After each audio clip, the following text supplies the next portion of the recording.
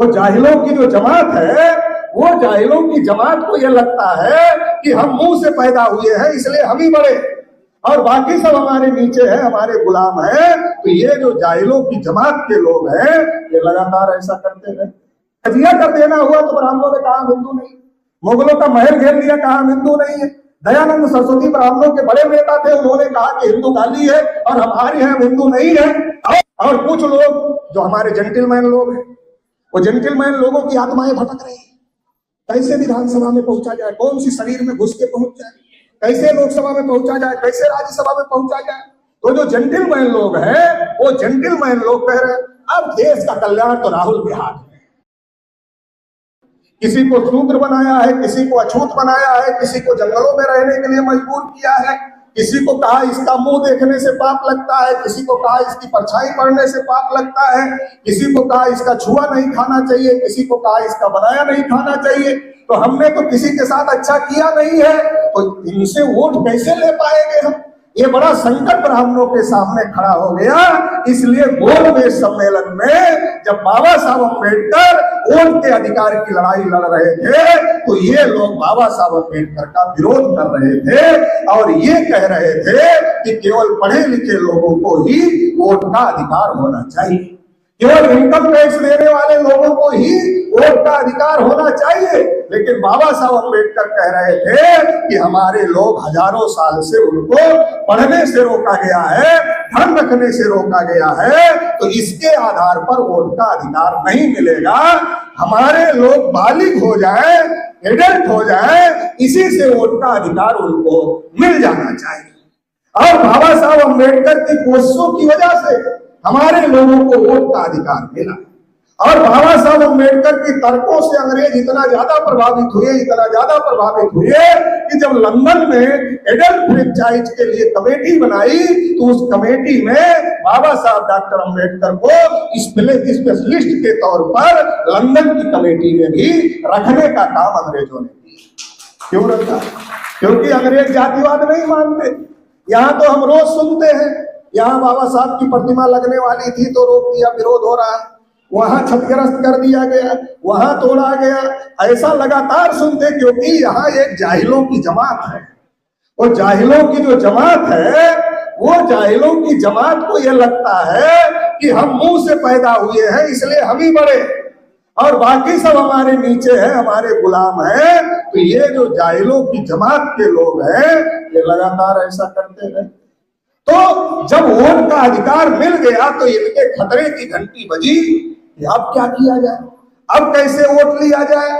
तो फिर क्या किया, फिर हमारे गली मोहल्ले में आ गए और गली मोहल्ले में आकर क्या कहा, तुम भी हिंदू हम भी हिंदू, गर्व से कहो हम हिंदू। तुम भी हिंदू हम भी हिंदू, गर्व से कहो हम हिंदू। फिर सोचा इतना सुनने के बाद कोई ओबीसी एससी एसटी का आदमी पूछ लेगा भैया चौथे नंबर वाले हिंदू है। मान लो आपके मोहल्ले में कोई आ गया समझाने के लिए, कहा तुम भी हिंदू हम भी हिंदू, गर्व से कहो हम हिंदू है। तो पूछ लिया चौथे नंबर वाले हिंदू है, पहले नंबर वाले हैं कि दूसरे नंबर वाले हैं कि तीसरे नंबर वाले हैं कि चौथे नंबर वाले हैं। तो बड़ा संकट पैदा हो जाएगा क्योंकि पहले नंबर वाला ब्राह्मण है, दूसरे नंबर वाला क्षत्रिय है, तीसरे नंबर वाला वैश्य है, ओबीसी चौथे नंबर वाले में शूद्र में है और शेड्यूल कास्ट पांचवें नंबर वाले अछूत में है। ब्राह्मणों ने सोचा पूछ लेगा तो संकट पैदा हो जाएगा, ये पूछने ना पाए उसके पहले आगे की बात कह दो तो तुम भी हिंदू हम भी हिंदू, गर्व से कहो हम हिंदू है। और आगे का एक एक मुसलमान 14-14 बच्चे, देश पर मुसलमानों का कब्जा हो जाए, सारे हिंदू इकट्ठा। हम कितने समझदार लोग, हम समझ गए कि पंडित जी कह रहे हैं मुसलमान 14-14 बच्चे पैदा कर रहे हैं तो 200 साल में, 300 साल में, 400 साल में, 500 साल में, 700 साल में जब पैदा करते करते करते करते करते करते संख्या बढ़ा ले जाएंगे तब क्या कर लेंगे। रोकना है और रोकने के लिए 3.5% लोगों के पीछे चले। लेकिन छोटी सी बात नहीं समझ पाए। छोटी सी बात क्या है, पंडित जी कह रहे हैं संख्या बढ़ा लेंगे, पैदा कर रहे हैं 500-600 साल में बढ़ा लेंगे, तब क्या करेंगे।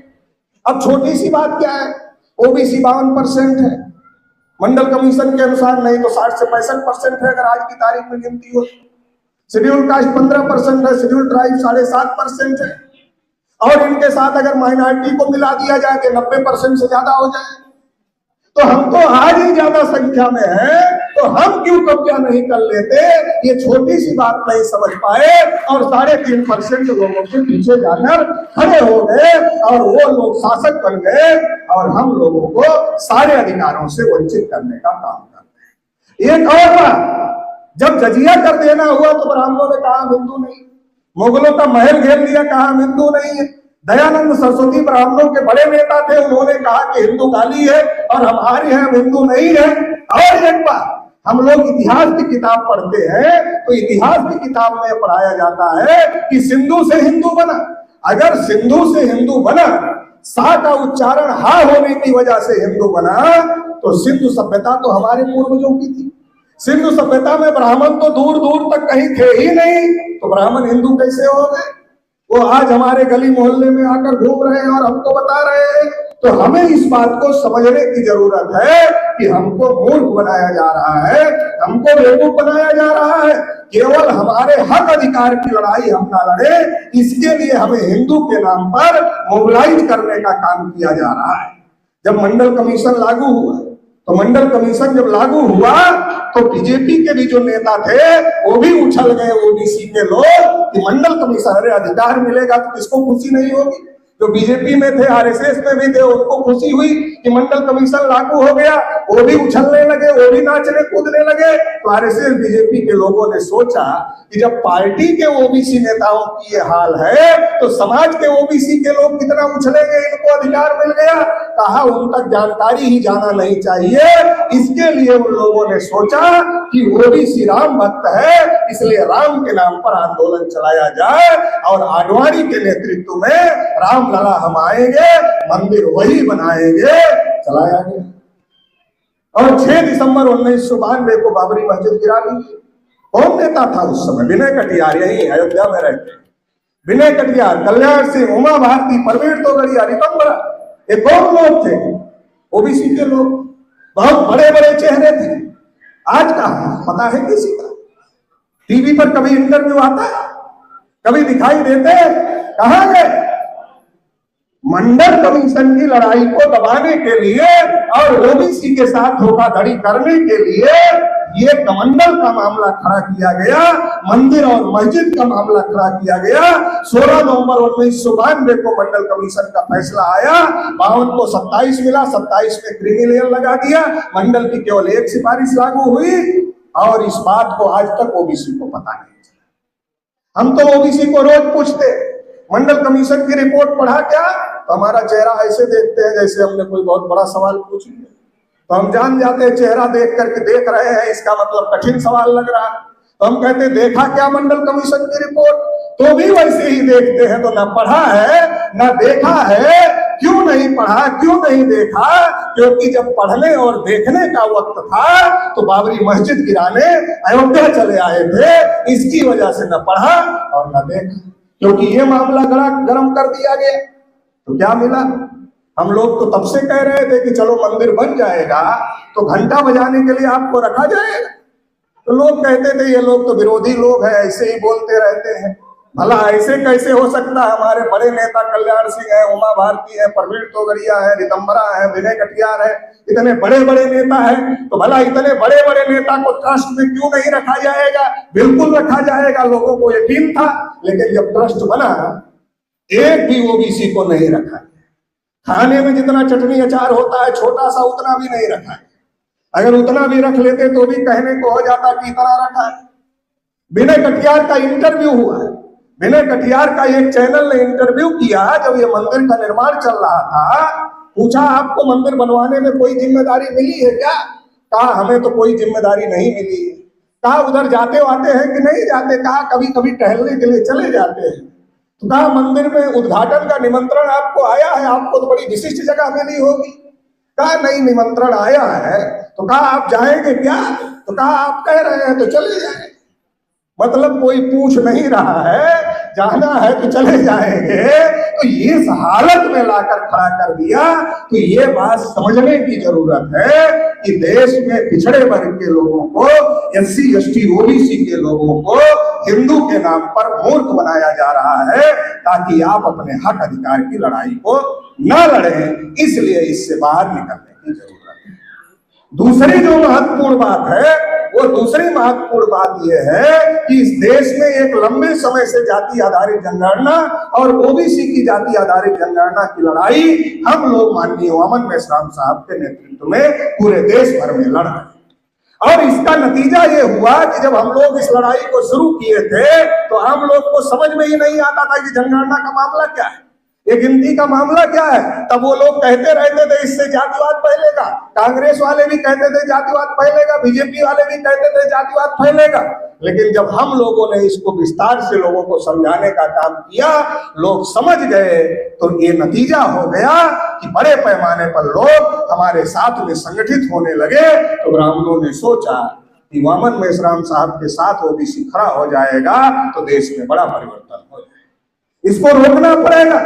अगर उधर चला गया तो बड़ा परिवर्तन हो जाएगा, क्योंकि इस देश में तो लंबे समय से ओबीसी, एससी, एसटी, माइनॉरिटी के लोग इकट्ठा ना हो, इसकी ही कोशिश चल रही है। इनको आपस में कैसे लड़ाया भिड़ाया जाए, इसकी ही कोशिश हो रही है। तो क्या किया, एक ओबीसी को देश का प्रधानमंत्री बना दिया, उधर ओबीसी को देश का प्रधानमंत्री बनाया। लेकिन प्रधानमंत्री के पास पावर है क्या जनगणना करने का?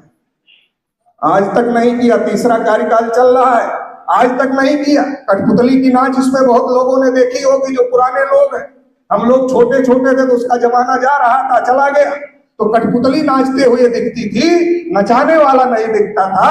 मोदी नाचते हुए दिखते हैं, नचाने वाला आरएसएस नहीं नजर आता है। तो मोदी कठपुतली है और आरएसएस नचाता है, ये बात भी ओबीसी के लोगों को समझने की जरूरत है। जब 2024 में झटका लगा, सीटें कम हो गई, 2 बैसाखी पर सेंट्रल गवर्नमेंट खड़ी हो गई, एक नीतीश कुमार की बैसाखी, एक चंद्रबाबू की बैसाखी, तो आरएसएस के लोगों की आंख खुली। सोचा क्या हो गया, तो पता चला ये संविधान का मुद्दा, लोकतंत्र का मुद्दा, जाति जनगणना का मुद्दा, इसने चुनाव हरवा दिया। कहा इसका जल्दी से जल्दी कुछ करो। तो आरएसएस के लोगों ने मीटिंग किया और कहा कि जाति जनगणना हम करना चाहते हैं, हमें कोई ऐतराज नहीं है। आरएसएस माँ बाप है, वो कुछ कहेगा तो इधर कुछ होगा बीजेपी में, नहीं तो कुछ नहीं होगा। ये जितने मंत्री सूट पहन के घूम रहे हैं ना अलग अलग जाति के, इनको अलग अलग जाति में केवल दौड़ाया जा रहा है। तुम्हारा चेहरा देखकर तुम्हारे बिरादरी के लोग वोट दे दे, और जब कोतवाली में मामला फंसता है तो मंत्री का कोतवाल नहीं सुनता है। ऐसा अनुभव आप लोगों को भी होगा, कोई काल्पनिक बात नहीं कह रहे हैं। तो आरएसएस ने कहा जनगणना से हमें ऐतराज नहीं है, लेकिन इसका राजनीतिक इस्तेमाल नहीं होना चाहिए। बड़ी चालाकी है। जनगणना से ऐतराज नहीं है, राजनीतिक इस्तेमाल नहीं होना चाहिए। राजनीतिक इस्तेमाल नहीं होना चाहिए का मतलब क्या है? इसका मतलब यह है जैसे कांग्रेस का गला फंस गया था तो सोशियो इकोनॉमिक सर्वे किया मगर रिपोर्ट पब्लिश नहीं किया, वैसे तुम्हारा भी गला जब बहुत फंस जाए कर लेना, मगर घोषित मत करना। अच्छा, जब घोषित होगा तो राजनीतिक आदमी राजनीतिक इस्तेमाल करेगा, सामाजिक आदमी सामाजिक इस्तेमाल करेगा, जिसको आर्थिक आंकड़ों की जरूरत है वो आर्थिक रूप से उन आंकड़ों का इस्तेमाल करेगा, जिसको जैसी जरूरत है वैसा इस्तेमाल करेगा। तो इस्तेमाल नहीं होना चाहिए, यही साजिश है कि आंकड़े नहीं आना चाहिए। पहले तो करना ही नहीं है, और अगर गला इतना दब जाए कि करना पड़े तो आंकड़े घोषित नहीं होने चाहिए। इसलिए कहा कि उधर पहाड़ों से थोड़ा थोड़ा शुरू करेंगे और 27 में उसको शुरू किया जाए, ताकि कई राज्यों का चुनाव निकल जाए, फिर उसके बाद 29 का चुनाव आ जाए, फिर मामला खत्म हो जाएगा, फिर अगला देखा जाए। तो ये सारी साजिश चल रही है। एक तरफ तो ये साजिश चल रही है, दूसरी तरफ आजकल राहुल गांधी से चाहे जो बोलवा लो, जिसकी जितनी संख्या भारी उसकी उतनी हिस्सेदारी। अरे जहां जहां तुम्हारी सरकार कर दिया क्या? अरे जहां जहां राहुल गांधी की सरकार है कांग्रेस की, वहां तो जिसकी जितनी संख्या भारी उतनी उतनी हिस्सेदारी कर देते, फिर ये गाना गाते तो लोगों को सुनने में थोड़ा मनोरंजक लगता है, थोड़ा अच्छा लगता है। जहां सरकार है वहां भी नहीं किया तो ये गाना सुनने में कैसे अच्छा लगेगा? जनगणना करेंगे, ये करेंगे, वो करेंगे। अरे महिला आरक्षण जब लागू हुआ तो किसकी सरकार थी जब बिल आया महिला आरक्षण का? शरद यादव जी ने संसद में कहा था केवल हिप्पी कट महिलाओं के लिए आरक्षण नहीं होने देंगे। कोटे के अंदर कोटा लागू करना पड़ेगा, तब बिल रुक गई थी। वही बिल फिर नरेंद्र मोदी की सरकार ने महिला आरक्षण बिल पास किया, फिर ओबीसी को कोटा नहीं मिला। और राहुल गांधी ने उस पर कोई सवाल नहीं उठाया कि कोटे में कोटा ओबीसी को मिलना चाहिए, बल्कि राहुल गांधी ने महिला आरक्षण में ओबीसी कोटे का मुद्दा दबाते हुए कहा कि मोदी के कैबिनेट में ओबीसी अधिकारी नहीं, मोदी के सचिवालय में ओबीसी अधिकारी नहीं। तो ये धोखेबाजी हो रही। और कुछ लोग जो हमारे जेंटलमैन लोग हैं, वो जेंटलमैन लोगों की आत्माएं भटक रही। कैसे विधानसभा में पहुंचा जाए, कौन सी शरीर में घुस के पहुंच जाए, कैसे लोकसभा में पहुंचा जाए, कैसे राज्यसभा में पहुंचा जाए। तो जो जेंटलमैन लोग हैं, वो जेंटलमैन लोग कह रहे हैं अब देश का कल्याण तो राहुल के हाथ में, अब कांग्रेस ही देश का कल्याण करेगी, यही सच्ची देशभक्त है। ऐसा प्रचार करने का काम कर रहे हैं। लगातार भेड़िया शाकाहारी हो गया, सुनने में बड़ा अच्छा लगता, भेड़िया शाकाहारी हो गया। मगर क्या भेड़िया शाकाहारी होता है? भेड़िया कभी भी शाकाहारी नहीं होता है। और जो ये मूर्खता करते हैं, भेड़िए को शाकाहारी समझने की जो मूर्खता करते हैं और दया करके भेड़िए को चारा देने जाते हैं, चारा साइड में रखता है और उनको ही चारा समझकर खा जाता है, क्योंकि भेड़िया शाकाहारी नहीं होता है, भेड़िया मांसाहारी ही होता है। तो हमें समझने की जरूरत है, एक तरफ बीजेपी है, एक तरफ कांग्रेस। क्योंकि राहुल गांधी ने मोदी से सीख लिया। मोदी ने कहा कि 15-15 लाख सबके खाते में डालें, 2 करोड़ रोजगार हर साल दें, हवाई चप्पल वाले हवाई जहाज में घूमें। अरे हवाई चप्पल वाला हवाई चप्पल खरीदने की स्थिति में नहीं है, इतना टाका लगाता उसमें, इतना टाका लगाता है, जब तक हवाई चप्पल का धुर्री नहीं उड़ जाता, टुकड़े टुकड़े नहीं हो जाते, तब तक टाके पर टाका लगाता रहता है।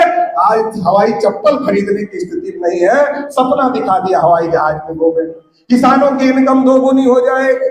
तो राहुल ने सोचा जब मोदी इतनी बड़ी बड़ी फेंक के 3 बार जीत गया चुनाव, नहीं किया फिर भी जीत गया, तो हम भी फेंक देते हैं, क्या जाता है, तो भुलक्कड़ लोग हैं, तो ये भूल गए होंगे हमने जो किया, तो हम भी फेंक देते हैं, अब आ जाएंगे, हम भी नहीं करेंगे, क्या कर लेंगे ये लोग। तो दोनों तरफ से फेंका फेंकी चल रही है, कौन कितना ज्यादा फेंक सकता है, ये फेंकने में कंपटीशन चल रहा है। तो समझने की जरूरत हम लोगों को है कि हम लोगों को मूर्ख बनाने का कार्यक्रम चलाया जा रहा है, क्योंकि दोनों में म्यूचुअल अंडरस्टैंडिंग, ईवीएम पर म्यूचुअल अंडरस्टैंडिंग।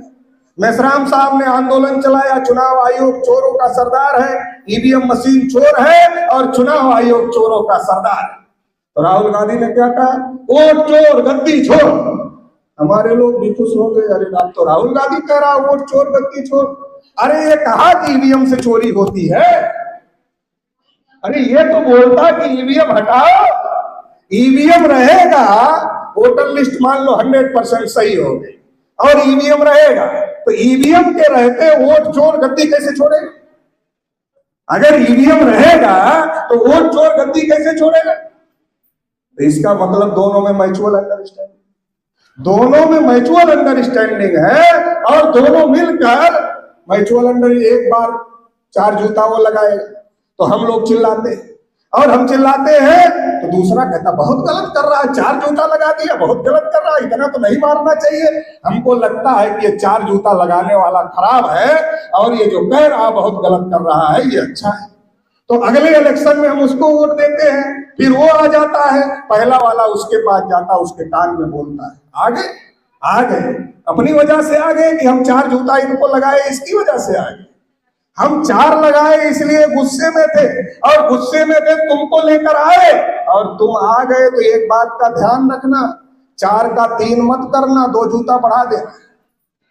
तो अगला 2 बढ़ा दिया, अब और जोर जोर से चिल्लाने लगे, अरे ये तो 6 मार रहा हो तो 4 ही मार रहा। तो वो 4 वाला फिर प्रचार शुरू करता, अच्छे दिन तो नहीं आए, पुराने दिन ही अच्छे थे। मतलब 4 जूता खाने तक ठीक था, ये 6 मार रहा है।